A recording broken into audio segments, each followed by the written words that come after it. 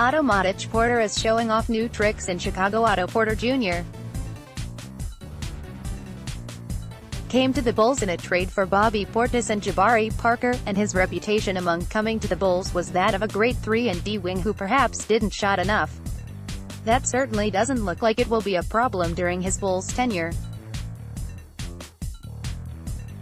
Otto Porter Jr. step back picked out Twitter.com/shouldflouk for Gustavo Vega at IamVega1982. February 14, 2019. Porter has been great as a Bull, and much more aggressive than any point in his Wizards career. This season with Washington, he was getting up 10.8 field goal attempts per game. Over 4 games with Chicago, Porter's shots per game are up to 14.5.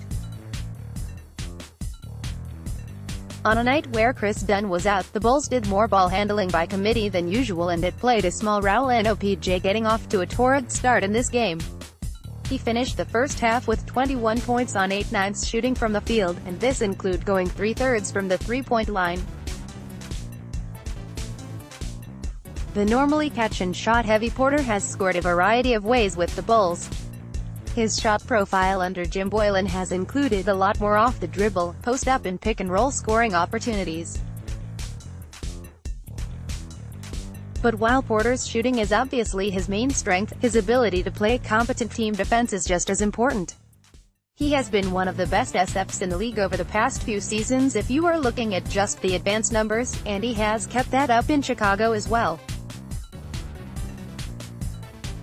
In 2018-19, Porter had a -.0.7 plus-minus rating in 41 games with Washington, but his plus-minus rating is at 5.3 so far in his Bulls career. Porter has helped the Bulls tremendously on both sides of the ball, and Boylen no doubt loves having a player who doesn't need much tutoring and can actually assist him in explaining defensive concepts to the younger players. Boylen has lots of praise for Mr. Automatic in his post-game presser. When asked if he has talked much to Porter about his role, Boylen admitted that he didn't want to take too much credit for anything Porter has been doing as of late, and simply stated how much the Bulls believe in him and would look to him for offense. "I have talked to him about being aggressive, about how we're gonna run stuff for him." Boylen mentioned how he spoke with Wizards coach Scott Brooks about the positives of the players involved in the Portis-Parker-Porter trade, and how Brooks mentioned the conversations he had with Porter about shooting more on offense. It's safe to say that Boylen would likely agree that whatever Brooks said in those talks definitely helped. Porter had only been shooting about 10 times a night all season, and then in the month of January he took 12.6 field goal attempts per game. And now in February, Porter is taking 13 shots per game. His rising level of aggression on offense is shown in those figures. Boylen mentioned a conversation that he had earlier on Wednesday with Bulls special advisor Doug Collins, who Boylen said told him, "Otto Porter, he's a basketball player. You can put him out there and he's gonna make some stuff happen." Boylen added, "We need the guy and obviously we love the way he is playing. Let the young Bulls run." Coming into Wednesday night's game against the Memphis Grizzlies, the Bulls ranked 20th in the league with 11.5 fast break points per game. In Wednesday night's game, the Bulls racked up 11 fast break points in the first quarter alone.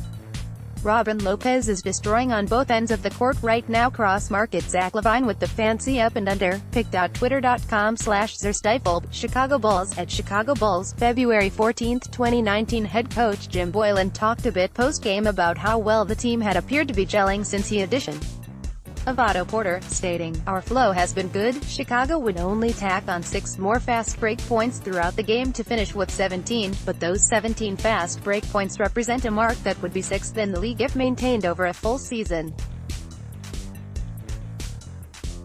Fans and critics alike have been asking to see the Bulls get out in transition more with young talent like Zach LaVine, Lauri Markkanen and Chris Dunn capable of producing in a fast defense.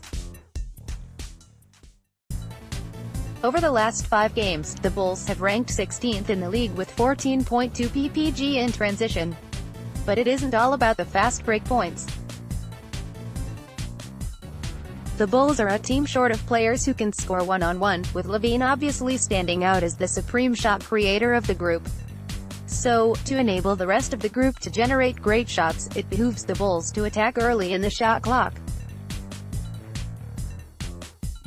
Zach LaVine on the Bulls' new wrinkle of using multiple ball handlers to push pace. It just gets us out and gets us at a little faster pace. I'll take it all day. It's a lot better than slowing it down. KC Johnson, at Casey Joe, February 14, 2019. It is easier to catch a set defense off guard when you make quick decisions, and the Bulls executed this perfectly in the first period, racking up 14 assists on 15 made field goals. They have looked like a completely different team following the now infamous Porter-Portis-Parker swap. Hopefully, we will get to see more of the high-flying Bulls soon. Post-All-Star break, Chicago will match up with 3 straight top 10 defenses in the Magic, Celtics and Bucks, so generating easy buckets in transition will be a must. Nothing but love for Joakim Noah. Joakim Noah was in Chicago on Wednesday for the 3rd time as an opposing player, and it was a joyous occasion. Noah was largely ineffective in the game, only producing 8 points, 3 rebounds and 3 assists in 20 minutes of action. But Noah was one of the few Grizzlies who finished the game with a positive plus-minus rating, 8, and also contributed 2 nice blocks in his stint on the floor. But the most important part of the night was the love showered on Noah from Bulls faithful, who gave Joe a standing ovation when he checked into the game. Standing ovation for Joakim Noah. Pic.twitter.com/DaxBZVBoy, Gustavo Vega, @IamVega1982, February 14, 2019. During Noah's time with the Bulls we mostly laughed, sometimes cried, but Bulls Nation was always appreciative of the fact that Noah, the Bulls' No. 9 overall pick in the 2007 NBA Draft, gave it his all every time he stepped foot on the court. Only Father Time knows how much longer Noah can play NBA basketball, but we for one, are certainly happy that the awesome and eccentric Noah, who has a lifelong spot in the hearts of Bulls fans everywhere, will get went things on his own note.